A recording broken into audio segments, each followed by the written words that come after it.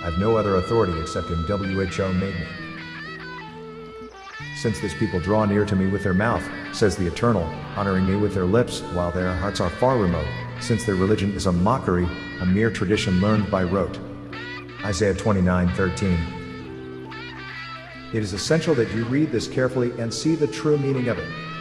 He was showing that it was not a mere tradition, it was not something that one could learn by rote, but an understanding deeper than that, very much deeper than that. Are we not trying to rearrange the world? To rearrange its values while maintaining our own separation in nationalism, religious dogma, superstition, hatred and acquisitiveness? Is it not necessary that we eliminate first the causes within ourselves that produce conflict and misery? We are all trying to rearrange the world. And those who are trying to rearrange the world and create new values have not realized the cause of the trouble is within themselves. They have not yet understood the wholeness of things. The wholeness of the universe, a wholeness in which the infinite works through man because it is the wholeness that works through you. And there is only wholeness. Wholeness is reality. So we are all trying to rearrange the values while maintaining our own separation in nationalism, religious dogmas, superstition, hatred, acquisitiveness. If we seek truth, we must first abandon those values that are based upon ill will, possessiveness, greed, superstition. We must first of all decline to be guided by politicians, priests, and economists with their endless plans for so-called peace, which leads us into destruction. These are strong words, but it is necessary for you to think about them and see where you are being led. If you are unable to think for yourselves, then you are caught up in these things and you are led into destruction. The whole world today is caught up in propaganda. This propaganda follows a line of action. And those who produce this propaganda understand that the mind of man is like a sponge. He absorbs these things, these ideas. And when the world gets those ideas completely planted in their minds, they begin to express them outwardly. And naturally, as the expression of the idea outwardly, creating, as it were, these activities in the ether which affects every other mind, and before you know where you are all caught up in it. But yet, you see, those minds are of little value. For the simple reason that they are minds that are reacting to things external to themselves and have no concentrated thought. It requires wisdom and understanding to come to the realization that spirit alone is the power behind thought, and when one realizes this tremendous force that is behind thought, because spirit is behind all creation. And spirit is behind thought because spirit, it means activity, thought the universe into operation, and it is spirit in you that also thinks. And the spirit is the creative principle within man. That spirit is then the source of your thinking. But if you are caught up in things external to yourselves, then you react to these things in your mind as a conglomeration of thoughts, having no force or activity whatsoever. It has got no driving power because you are caught up in all the ideas and conditions in which you live. Therefore, you are no longer able to get out of those conditions because you are caught up in them. Because you are ignorant of the fact.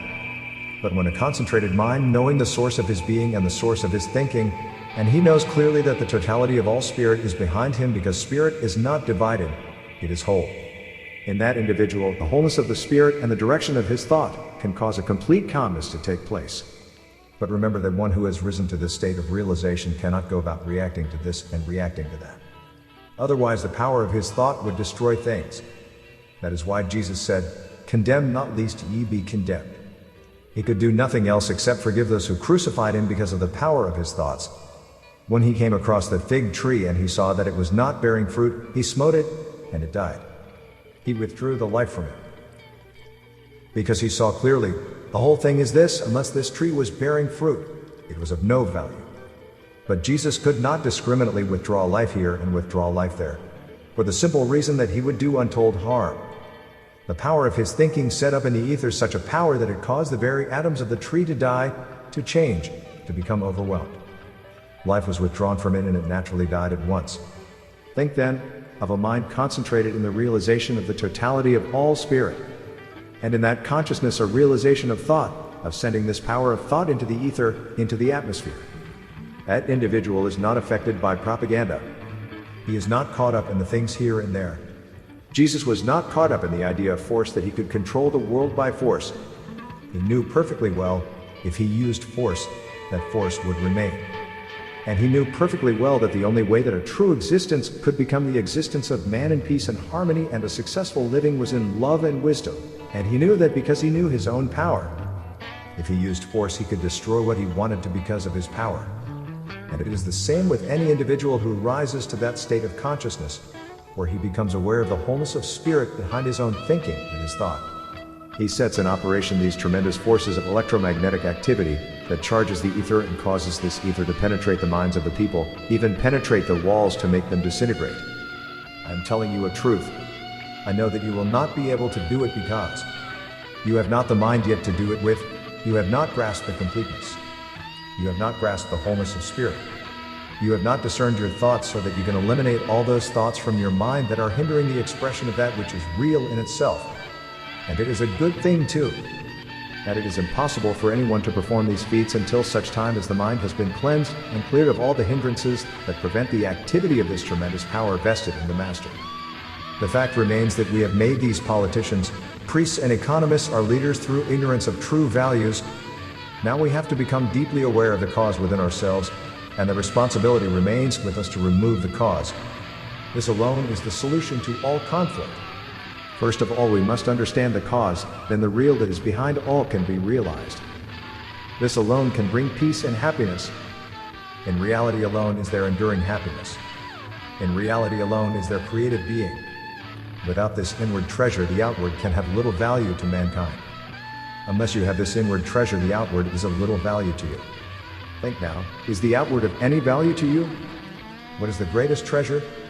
The treasure of that which is within. The organization of law and economic planning will ever defeat its own purpose.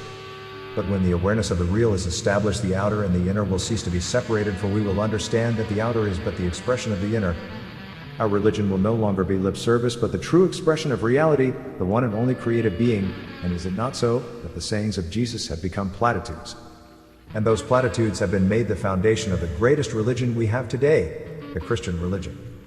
But if his sayings were followed out from a scientific point of view, instead of being mere platitudes to the people, life today would have been entirely different. Every word he said was scientific. Behind his words was a knowledge, a scientific knowledge of the universe. Therefore his words were words of law, not platitudes. But what we get today, a religion based upon his words, and those who talk them know nothing at all about them. Therefore we are caught up in an orthodox condition. One bishop gets up and denounces another bishop. Another bishop gets up and denounces another one. One religion denounces another religion, and so forth. But don't you see that it is all relative? It all belongs to the mind of opposites of belief. Therefore there can be no solidarity in beliefs. There can only be solidarity in the realization of the truth and a scientific truth. And unless there is a scientific truth as the basis of any religion or philosophy, it will fall to pieces and disappear into nothingness as it is doing today. To sustain the Christian religion today from its exit will require a sound scientific basis. And the scientists in the world today are the only ones that can do it. And unless religion and science move hand in hand, side by side, then religion is doomed. There are many who say they practice brotherly love, yet condone organized murder. One has to understand the contradictions to understand ourselves. Without self-knowledge, brotherly love is impossible. We must think out every thought, feeling, then we will understand what is in the mind. You cannot practice brotherly love if you are caught up in envy, jealousy, hate, antagonism, differing creeds, mass murder, and conflict. Brotherly love only comes when all these things are cleared away through understanding oneself. You can talk about brotherly love till doomsday, but you will never know what it is until such times as you have cleansed your minds. There is no use of talking about the bush. There is no use of me telling you, you are wonderful people because you think brotherly love. At the same time you think brotherly love, you think the very opposite. How can you then eliminate those things? By discerning your thinking, by following out your thought feeling to the very end, so you will understand it. Not merely seeing it on the surface and then letting it go, but completely seizing that thought feeling and searching it to the very depths of yourself, and there you will find the root cause. Try to understand every thought feeling, pursue it, and it will yield its meaning. Only in this way can the mind be freed from conflict. Then we will create, in cooperation with the divine principle, a true democracy. When the individual becomes aware that this cooperation is possible, then the mind-heart becomes passively still to receive the creative reality that is ever present. This is renewal. How then can you renew your mind? As the Spirit says, renew your mind daily by the Spirit. But the mind must be cleansed first. And how are going to cleanse your mind? It is a very simple process. Discern your thinking. Now I do not think there is 5 or 6 out of you that has began to discern your thinking yet. At least you may have discerned on the surface a few ideas, a few thoughts, but have you followed them? Have you discerned your thinking and finished that particular discerning until you have seen and understood yourselves? Understood your contradictions, understood the two opposites that are always in the mind. You cannot have brotherly love and have mass murder at the same time. Renewal does not come from birth or death, the past or the future. There is no renewal in the world of opposites. Only freedom from the past and future. Freedom from opposites brings renewal. For there can be no understanding except in the present. But if the present is burdened with the memories and regrets of the past, the hatreds of yesterday and the conflict of opposites, there can be no renewal in the present. How can you renew yourself if your mind is a jumble of hates, antagonisms? If you hate one person and love another, you cannot be a loving person, you are living in duality. If you dislike one person and like another person, if you have hate in your heart and then you say, I have love in your heart, you cannot be a loving person. Do not you see that is duality, that is opposites, that is contradiction. I am here for the specific purpose of showing you your minds, of endeavoring to have you to cleanse your mind. Only by this cleansing can you reach that power where you can think clearly and create. In one person can have silence. Silence of the mind can silence all minds. That is the silence. And your mind was silenced. Think now. Could you think of anything? Was it possible for you at that moment to think of anything? Of course you could not. Your mind was caught up in the silence, that is what I mean, of a powerful thought of a concentrated mind that can use it for a specific purpose. And you are the ones that are being trained for that purpose. Our past successes or failures are the experiences we have. This must not hinder the use of our creative ability now or the way in which we use it. Just as the growth of corn reveals itself while man sleeps, so are our thoughts revealed, and there is nothing strange about this. The great thing in man's life is to understand himself. Only when this is accomplished can pure thinking and pure action come into being. The seeds we sow in divine mind, by our enlightened consciousness, grow apace and produce hundredfold for our benefit. Yes, as a seed of corn is planted in the ground, it reveals its growth while man sleeps. Yet so does man's mind. The thoughts he sows, what do? They become active vibrations, electromagnetic waves. First of all permeating his brain and nervous system, then through the whole of his body.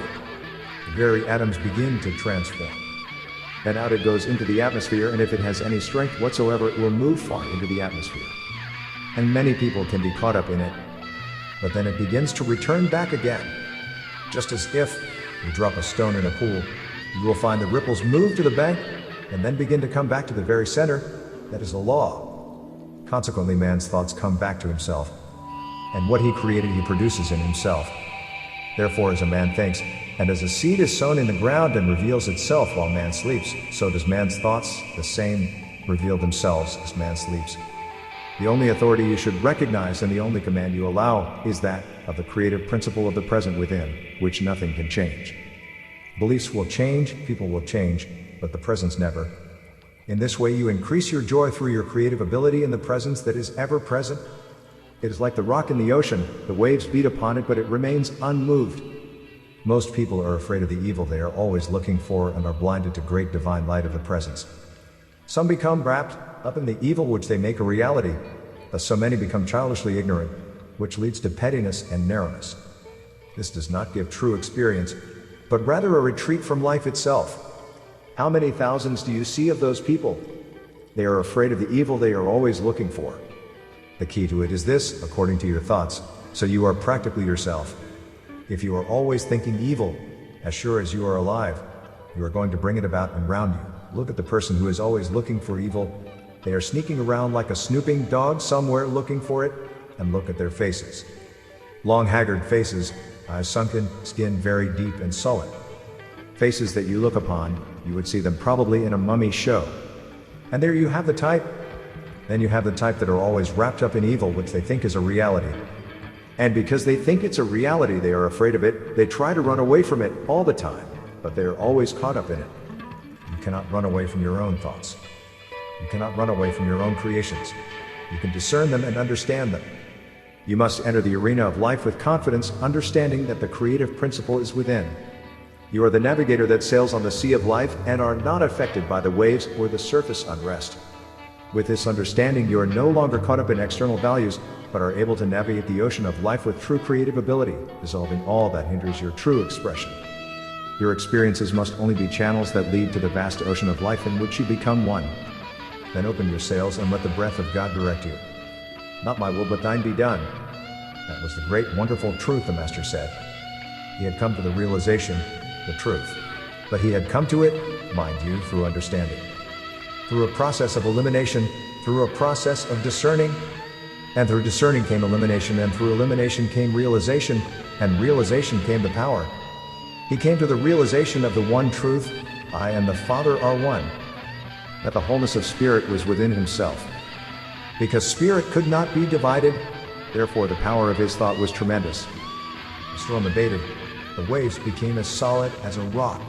He created by his own mind from the ether loaves and fishes and food. You think these things are impossible? It is only the ignorant that discredit these things because they do not understand. But when you know the basis upon which the universe is built, and you see the power of thought that was behind it, and you see the man that was made in the image and likeness of his creator, then you begin to look at things from a different point of view. The person who does not know himself and tries to convince others of the truth is a hypocrite. But the person who has the truth in however small a degree, like the smallest of all seeds, will grow to become a great tree, and all will shelter under its branches.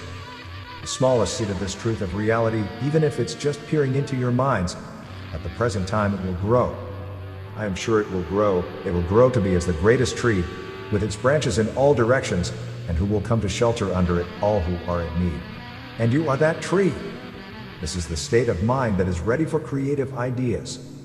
It understands that the things that are seen are but the product of that which is unseen. Jesus said, as the people who listen to the word and take it in bearing fruit at the rate of 30, 60, and 100-fold. Mark 4:20.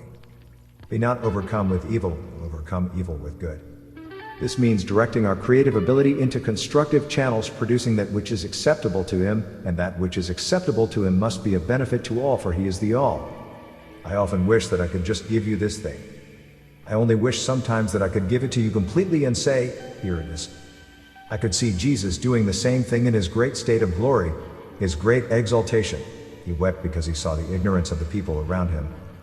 And so will you one day, as you become more and more aware of this truth that I am revealing to you, will weep one day to see the ignorance of people around you. If we look to the mechanism of our bodies, we will see that the brain, through the nervous system, is connected to every part of the body and controls all voluntary and involuntary activities. This mechanism responds to our thoughts and emotions, therefore there is a consciousness that is traversing the whole system out, picturing what we think and feel. Not only does it affect the nervous system, but as these nerves go right through into the cells of the body, the small dendron and capillaries, the very nucleus of the cell becomes changed. Have you ever seen a cell changing? No, but you can, through a very strong microscope. When there is a condition in the body that is out of harmony with the whole of the body, there is a change taking place in cell structure. The very atoms are transformed. Then when you feel the change, now this change takes place unconsciously very often, because of why? Generally often your reactions to your emotions, your tensions, and so forth. And unconsciously this change is taking place, and then you become aware of change. Eventually it is brought to the brain. And the brain then reveals it to the mind becomes aware of it. And not understanding the cause, you become alarmed. This alarming state in your mind is the most dangerous point because it intensifies the trouble. It sets in motion your power of your thought, sending electromagnetic waves through the whole body. And the whole body becomes active because of your electromagnetic waves, but not only that, you send it out into the atmosphere, and any person who is in a sick state will absorb them. Think then your responsibility towards mankind. It is very simple, very great. You are the ones that are learning now the power of the Master. If you use or misuse this power, then you cause trouble for yourself. What is the key to your own security? Love and wisdom. Love your neighbor as yourself, Jesus said. That was the key to your security. And as my Father has loved me, so do I love you, therefore continue in my love. That is your security. So a person came to me today and he said that he was cursed. And this curse upon him was doing all this damage. He was caught up in this curse.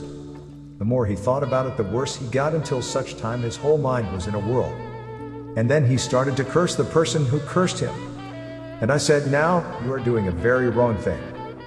You do not understand the law upon which the power of thought works. Jesus said to you, now his words are law. They are scientific, they are law. Bless them that curse you. That was your security. That is your freedom. Do good unto those that injure you. That is your freedom. Do not you see it? It is as plain as a pike staff. Anybody who does not see that is as blind as a bat. We are told that we are the microcosm of the great macrocosm, therefore what we think and feel must affect everyone some way or another. If we can discern what we are doing, we will not create conditions that adversely affect ourselves and others. The intelligence that built the body, brain, and nervous system, built it for its own self-expression. If we would remember this when we feel and think, it will be a guide to our thoughts, words, and actions. All visible forms are the result of the great invisible creative energy revealing the creative principle in action. With a little understanding, we can cooperate with this great divine creative principle which created us in its own likeness. The use of this creative ability has only been dimly understood.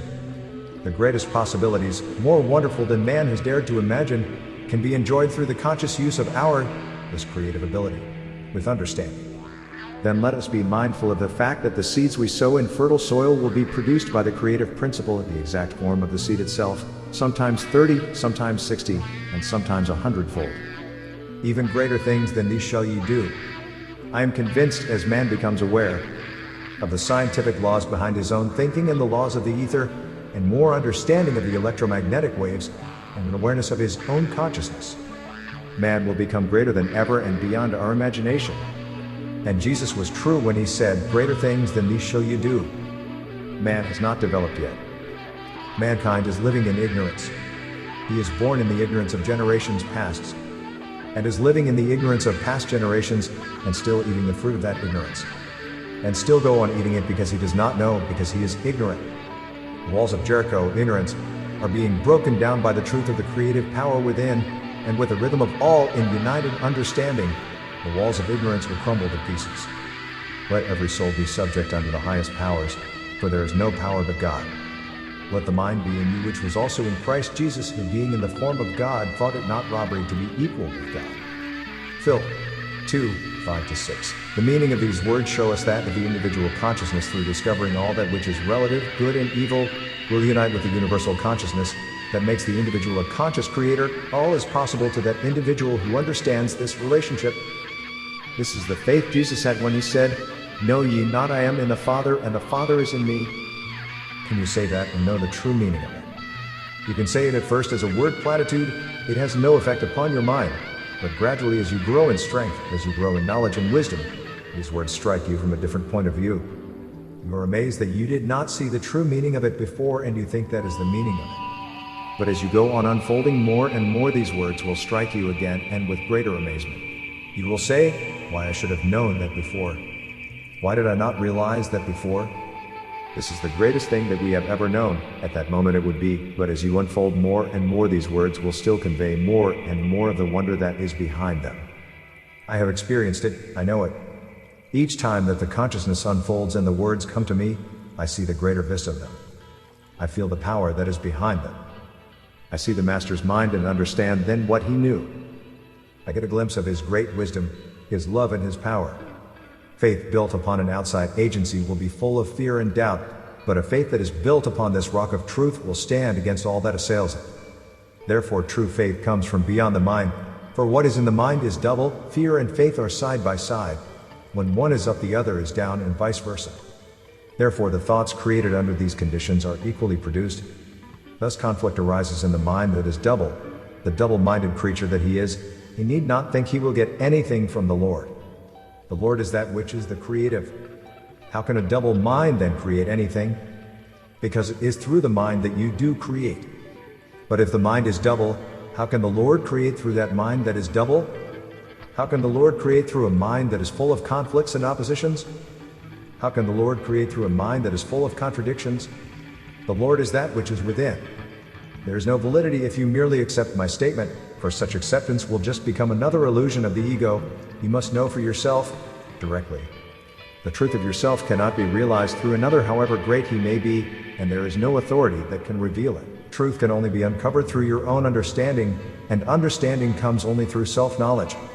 We have all the same problem, but each of us must find the answer himself herself. Perhaps you think I am hard when I say these things. But if I did not say these things, I would not be true. Therefore my words to you are only a means to direct you to the discovery of the self in all its ways. Only when this is seen and understood can there be freedom from illusion and conflict. If you are intense in your search, you will find the right answer. Surely each one of you can become aware of his own prejudices, greed, intolerance, superstitions, antagonism, beliefs, cravings, etc., in which he is caught up. You can only understand another when you have understood yourself. You have all the same conditions. Your prejudices, your greed, your intolerances, your superstitions, your antagonisms, your beliefs, your cravings, etc. You have all the same things, that is the self. Why discern the self then and see what the self is? Then you can dissolve these things and purify the mind.